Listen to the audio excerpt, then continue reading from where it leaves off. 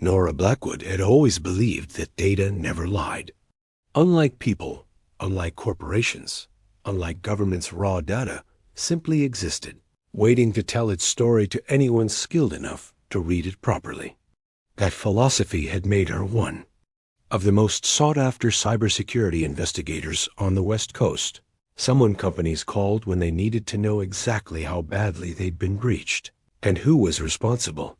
She never expected that same philosophy would put a target on her back. The assignment had seemed routine when Nexus Corp hired her 3 months ago. Their cloud servers had suffered what they claimed was a minor intrusion. Nothing serious, just some script kiddie poking around their less sensitive systems. They wanted Nora to conduct a thorough audit, document the scope of the breach, and recommend improved security measures. Standard corporate damage control, but data never lied. And the data Nora found painted a very different picture. The breach wasn't minor, it was catastrophic. Someone had accessed Nexus Corp's most classified servers, the ones containing their illegal surveillance program called Watchtower. For years, the tech giant had been secretly collecting personal information from millions of users who had never consented to such invasive monitoring. Banking records, medical files, private messages, location data, even audio recordings from devices that were supposedly turned off. The scope was breathtaking and completely illegal. Worse yet, the breach hadn't been conducted by an outside hacker. Someone inside Nexus Corp had deliberately copied terabytes of incriminating evidence and then covered their tracks with sophisticated techniques that only an experienced programmer could execute. This wasn't corporate espionage. This was whistleblowing on a massive scale. Nora sat in her home office at 2 a.m, scrolling through encrypted files that proved Nexus Corp had been lying to congressional committees, federal regulators, and their own shareholders for years. The evidence was overwhelming and undeniable. Any prosecutor would salivate over documentation this comprehensive. That's when she realized she was in serious trouble. Her secure phone buzzed with a text from an unknown number. Stop digging or face consequences. This is your only warning. Nora's blood ran cold. Her investigation was supposed to be confidential, known only to her and 2 senior executives at Nexus Corp. If someone was threatening her, it meant the corruption went higher than she had imagined. It meant people with real power were willing to do whatever it took to protect their secrets. She tried calling her primary contact at Nexus Corp, but the number had been disconnected. The backup contact went straight to voicemail. When she attempted to access the company's servers remotely, her credentials had been revoked. They were cutting her off, erasing any trace of her involvement in the investigation. Nora spent the next hour copying every file she could access, storing the evidence on encrypted drives hidden throughout her apartment. If Nexus Corp thought they could silence her by terminating her contract, they had seriously underestimated her commitment to the truth. At 4 a.m, she heard footsteps in the hallway outside her apartment. Slow, deliberate, professional. Footsteps that didn't belong to any of her neighbors. Nora grabbed her laptop bag, stuffed it with the most critical evidence, and slipped out through her fire escape just as she heard the soft click of someone picking her front door lock. She spent the rest of the night in a 24-hour diner, drinking coffee and watching the parking lot for anyone who looked like they might be searching for her. By sunrise, she had made her decision. Nexus Corp wanted to play hardball, but they had picked the wrong person to intimidate. Nora Blackwood was going to make sure the whole world knew exactly what they had been hiding. The hunt had begun, and she was no longer the hunter, she was the prey. Marcus Rivera had always been proud of his work at Nexus Corp. For 3 years, he'd been part of the elite development team that built cutting-edge software solutions, believing he was helping create technology that would improve people's lives. His code was elegant, his algorithms efficient, and his dedication to the company absolute. That pride died the day he accidentally stumbled Upon Project WATCHTOW during a routine debugging session, Marcus was tracking down a memory leak in the user authentication system when he noticed unusual data flows pointing to servers that weren't supposed to exist in their architecture.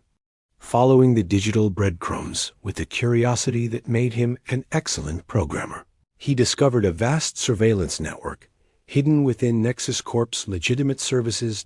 Every app the company had ever released, every device they manufactured, every service they provided, all of it was secretly collecting user data far beyond what their privacy policies disclosed. The scope was staggering.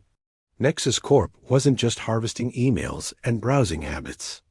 They were recording private conversations, tracking physical locations, even when GPS was disabled, and building psychological profiles of millions of unsuspecting users. Marcus spent sleepless nights documenting everything he found.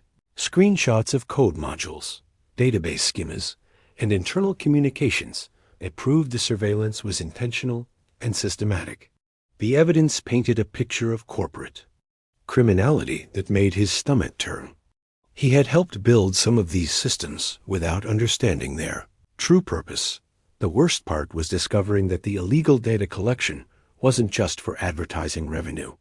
Nexus Corp was selling detailed user profiles to government agencies, foreign corporations, and private investigators.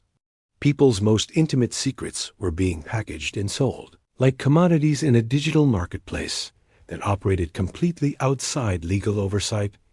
Marcus knew he had to act, but he also knew the dangers.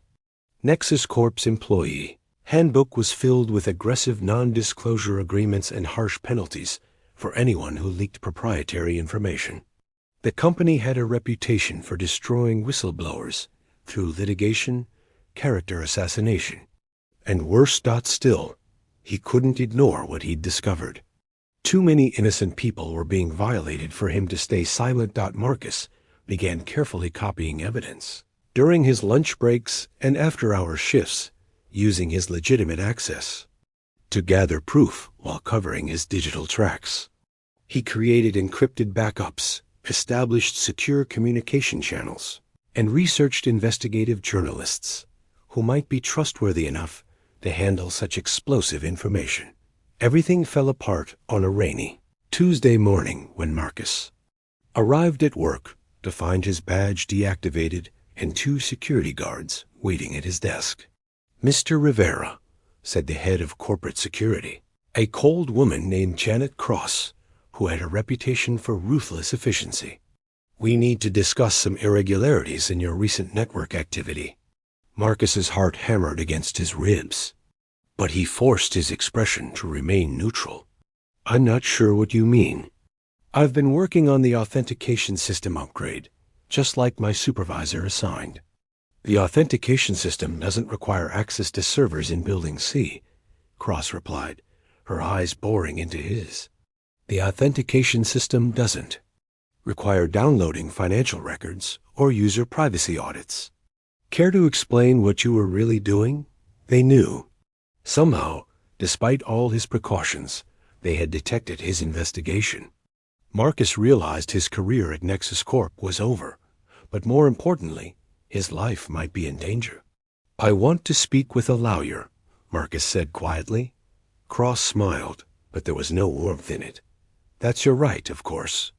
But first, we need to search your workspace and personal belongings for any company property that might have been misappropriated." The search was thorough and professional, but Marcus had anticipated this possibility. The evidence wasn't hidden in his desk or laptop bag. It was stored in encrypted drives he'd stashed in locations throughout the city over the past several weeks. They fired him immediately, escorting him from the building with stern warnings about his legal obligations to protect company secrets. But Marcus could see in Cross's eyes that this wasn't over. Nexus Corp wouldn't be satisfied with just terminating his employment. That evening, as Marcus sat in his apartment wondering what to do next, he noticed the same dark sedan parked across the street that had been there when he arrived home. When he peeked through his blinds an hour later, it was still there. By midnight, Marcus had packed a single backpack with essential belongings and evidence drives. He slipped out through his building's basement parking garage, avoiding the main entrance, where watchers might be positioned. As he walked through the empty streets toward the bus station, Marcus realized he had become something he never wanted to be, a fugitive running from the very company where he had once been proud to work. But he was a fugitive with a purpose. Somewhere out there was a journalist or investigator who would help him expose Nexus Corp's crimes. He just had to stay alive long enough to find them. The old bookstore in downtown Denver felt like a sanctuary to both fugitives, though neither knew the other was seeking the same refuge. Paper Dreams was the kind of independent bookshop that attracted people who valued privacy and quiet corners. Exactly what Nora Blackwood and Marcus Rivera needed after weeks of constant movement and paranoia. Nora had chosen Denver randomly, the same way she'd chosen Phoenix, Salt Lake City, and 3 other cities before that. Her method was simple: buy a bus ticket to wherever the next departure was heading, pay cash, keep moving. She'd been on the run for 6 weeks since escaping her apartment, surviving on energy bars and truck stop coffee while trying to find someone trustworthy enough to help her expose Nexus Corp's crimes. She settled into a corner of the bookstore's small cafe, laptop open, but her attention focused on the front entrance. Old habits from her cybersecurity work had taught her to always know her exit routes and identify potential threats. The elderly owner seemed harmless, and the handful of other customers appeared to be genuine book lovers rather than corporate. Security personnel. Marcus arrived 20 minutes later, drawn by the bookstore's promise of free Wi-Fi and the chance to research investigative journalists in relative safety. He'd been traveling for 8 weeks, moving from city to city with increasing desperation as his resources dwindled and his paranoia grew. Every black sedan looked suspicious. Every stranger's glance felt threatening. He chose a table near the back wall, positioning himself where he could see both the front door and the emergency exit that led to an alley. His laptop bag contained everything that mattered now: encrypted evidence of Nexus Corp's surveillance program, and enough cash to keep running for maybe another month. The moment that changed both their lives started with something absurdly mundane. The bookstore's ancient Wi-Fi router began acting up, cutting internet access for several minutes before sputtering back to life. Both Nora and Marcus, accustomed to unstable connections during their nomadic existence, began the same troubleshooting routine. They both approached the elderly owner, a gentle man named Winston, who apologized profusely for the technical difficulties. He mentioned that the router often needed manual resetting and gestured toward a small utility closet behind the counter where the equipment was housed. "I can take a look," Nora offered, her cybersecurity background making networking problems feel like a welcome distraction from larger concerns. "Actually, I might be able to help too," Marcus said, stepping forward. "I'm pretty good with network configurations." They looked at each other properly for the first time, and something electric passed between them. Not just attraction, though that was definitely present, but recognition of a deeper sort. They both had the same look: tired, eyes that were constantly alert, shoulders that carried invisible weight, the subtle body language of people who had been running for too long. "You're not just a tourist in Denver," Nora said quietly. It wasn't a question. "Neither are you," Marcus replied, noting how she'd positioned herself with clear sight lines to both exits, how her hand never strayed far from her laptop bag. Winston, oblivious to the tension, handed them a flashlight and the keys to the utility closet. "You too seem to know what you're doing. I'll just be organizing the poetry section if you need anything." In the cramped closet, surrounded by old computer equipment and dusty boxes, Nora and Marcus worked silently to reset the router, but both were intensely aware of the other's presence. The way Marcus's expertise with the network settings revealed professional training, how Nora's diagnostic approach showed deep technical knowledge. Nexus Corp, Marcus said suddenly, his voice barely above a whisper. Nora's hands froze on the Ethernet cable she was reconnecting. What did you say? You're running from Nexus Corp, Marcus continued, meeting her eyes in the dim light. I can. See it in how you move, how you chose this place, how you're handling their equipment. I recognize it because I'm running from them too. Nora's breath caught. For weeks she'd felt completely alone, the only person who knew the truth about the tech giant's criminal activities. Finding someone else who understood her situation felt like discovering water in a desert. Inside or outside? She asked. Inside. Former software engineer. I found their surveillance program by accident. Marcus's voice was heavy with regret and determination.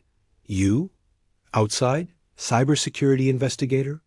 They hired me to assess a breach, but I found way more than they wanted. Me to see. They stared at each other in the close confines of the closet, both processing the incredible coincidence that had brought them together. Two people with pieces of the same puzzle, both carrying evidence that could destroy Nexus Corp, meeting. By pure chance in a bookstore in Denver. This is either the best luck we've ever had, Nora said softly, or the most dangerous trap either of us has walked into. Marcus nodded slowly. Only one way to find out. Do you want to grab coffee somewhere? More private and compare notes? Yes, Nora said without hesitation. But somewhere we can see them coming. As they emerged from the closet with the router humming back to life, both knew their solitary flights were over. For better or worse, they were about to become partners in the most important fight of their lives. The abandoned warehouse on the outskirts of Denver had once manufactured electronics for a company that went bankrupt during the dot-com crash. Now it served as an unlikely sanctuary for two fugitives who had discovered that their combined evidence against Nexus Corp was far more powerful than either had imagined possible. Nora spread her printed documents across a makeshift table constructed from old shipping pallets, while Marcus connected his encrypted drives to a secure laptop setup. They'd assembled from components bought with cash at different electronics stores. 3 weeks of careful collaboration had transformed the empty warehouse space into a sophisticated research center, complete with multiple internet connections, surveillance detection equipment, and escape routes they'd practiced until the timing was automatic. Look at this, Nora said, pointing to a financial document she'd recovered from Nexus Corp's servers. They've been paying shadow companies in 12 different countries to collect data that would be illegal for them to gather directly in the United States. Marcus pulled up corresponding code modules on his screen. And here's how they do it. The data gets routed through these offshore servers, processed by algorithms that strip away identifying information, then sold back to Nexus Corp as anonymized market research. Except it's not really anonymous because they maintain correlation, keys that let them rebuild complete user profiles. The technical sophistication of the surveillance network was breathtaking. But what truly disturbed both of them was its scope. Nexus Corp wasn't just spying on their own users. They had partnerships with dozens of other companies that gave them access to credit card transactions, medical records, travel bookings, even grocery store purchases. They were building comprehensive behavioral profiles of millions of people who had no idea their privacy was being systematically violated. We have them, Nora said, leaning back in her folding chair. This isn't just evidence of corporate wrongdoing. This is proof of a criminal conspiracy that violates federal privacy laws, international treaties, and probably half a dozen constitutional amendments. Marcus nodded, but his expression was troubled. The question is what we do with it. Every journalist I've contacted either doesn't respond or suddenly stops returning my calls after I mention Nexus Corp. The FBI tip line hasn't followed up on anything I've submitted. It's like the company has people everywhere who can shut down investigations before they start. That was the frustrating reality they'd discovered over the past 3 weeks. Nexus Corp's influence extended far beyond the tech industry. They had former executives working in government agencies. They provided consulting services to law enforcement organizations, and their lobbying budget was larger than the entire operating costs of most media companies. Exposing them would require more than just evidence. It would require finding allies who couldn't be bought, intimidated, or silenced. Maybe we're approaching this wrong, Nora suggested. Instead of trying to convince other people to tell our story, what if we tell it ourselves? You mean like starting a blog or something? I mean like releasing everything simultaneously to every major news outlet, every government agency, every privacy advocacy group, and every social media platform we can access. Make it impossible for them to contain the information by putting it everywhere at once. Marcus considered this approach. It was risky once they went public. There would be no going back to anonymous lives. Nexus Corp would unleash everything they had to discredit, intimidate, and possibly eliminate the people who had exposed their crimes. But it was also their best chance of actually making a difference. If we do this, Marcus said carefully, we need to be prepared for the consequences. They're going to come after us with everything they have.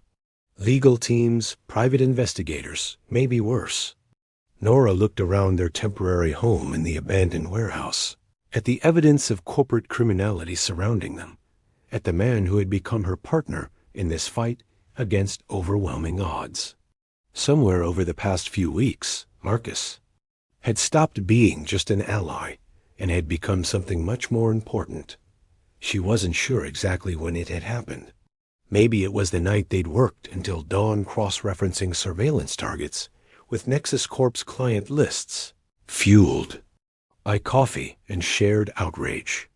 Maybe it was the afternoon when Marcus had quietly rearranged their workspace so Nora would have better lighting for reading documents, a small gesture that showed how much attention he paid to her comfort. Maybe it was the evening they'd both fallen asleep on the old couch they'd found, waking up with her head on his shoulder and his arm around her waist, both pretending it had been accidental. Marcus, Nora said softly, before we do this, I need to tell you something. He looked up from his laptop, giving her his full attention in the way that had become one of her favorite things about him. I know this situation is crazy and dangerous, and probably the worst possible time to develop feelings for someone, she continued, but I think I'm falling in love with you. Marcus's face broke into the first genuine smile she'd seen from him in weeks. I was wondering if you'd noticed that too. I've been fighting these feelings because I thought they would compromise our mission, but honestly, they're making me more determined than ever. How do you figure that? Because now I'm not just fighting for abstract principles like privacy and truth, Marcus said, moving closer to her. I'm fighting for us, for the chance that we might actually survive this and have a real life together afterward. Nora reached for his hand, intertwining their fingers. So we're really doing this? Going public with everything and taking on one of the most powerful corporations in the world? We're really doing this, Marcus confirmed. Together, outside their warehouse sanctuary, Denver continued its normal rhythm of traffic and commerce, and ordinary people living ordinary lives.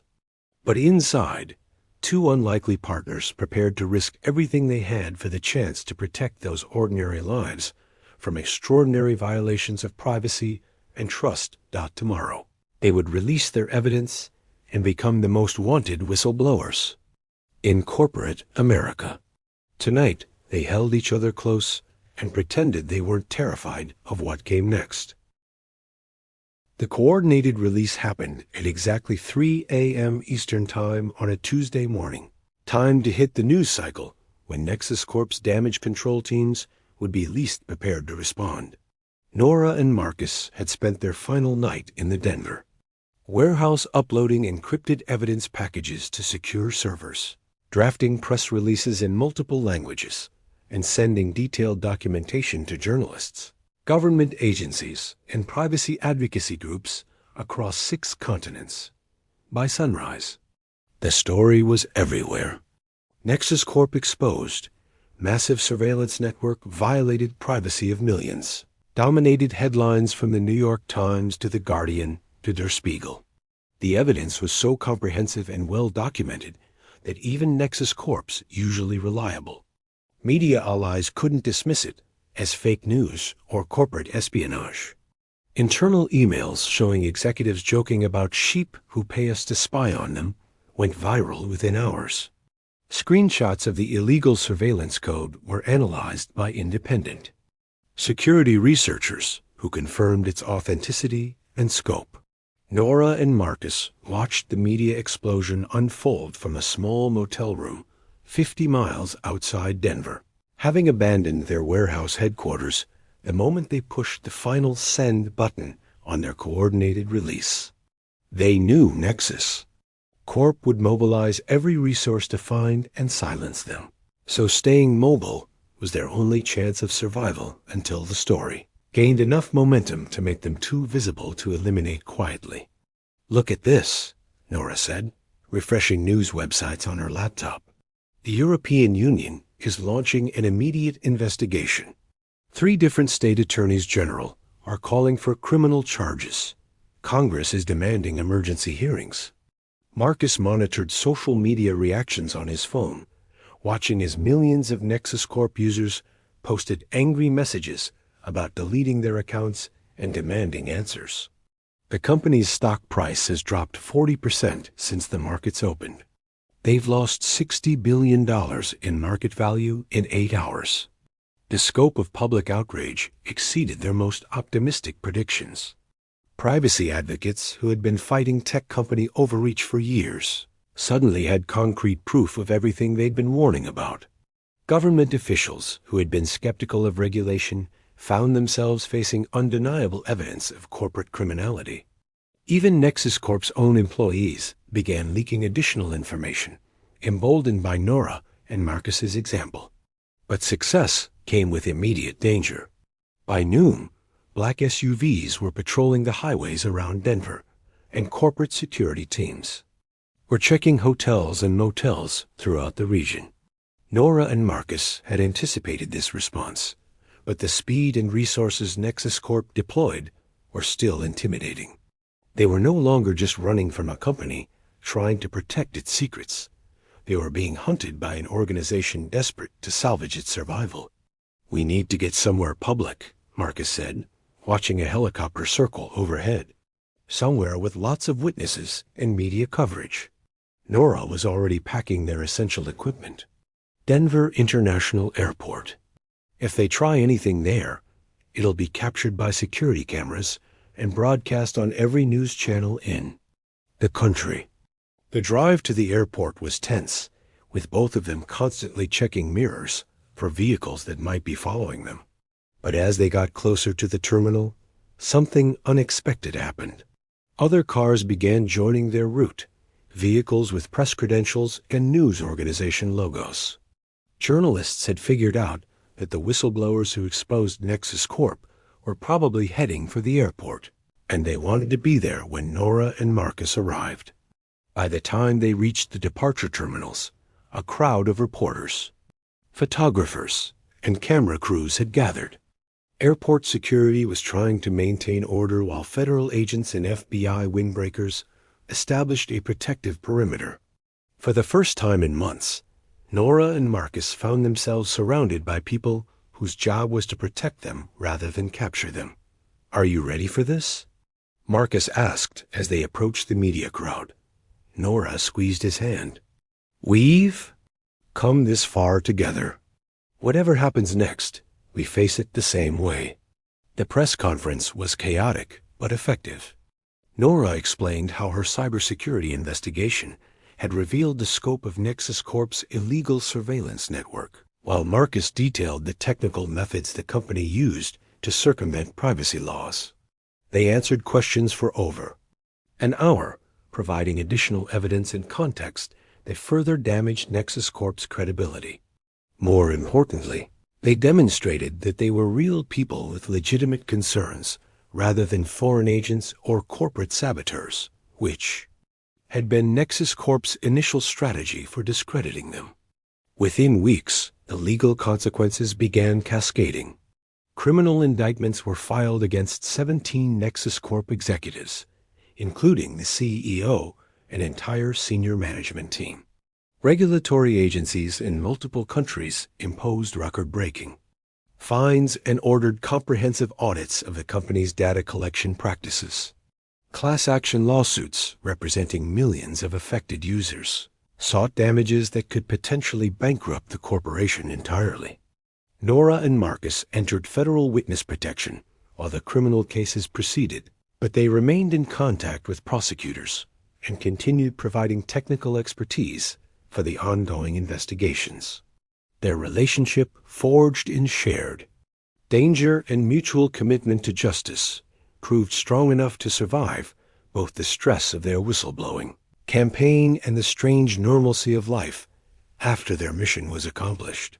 6 months later, they watched Nexus Corp's former CEO sentenced to 15 years in federal prison, knowing that their accidental meeting in a Denver bookstore had protected millions of people from ongoing privacy violations.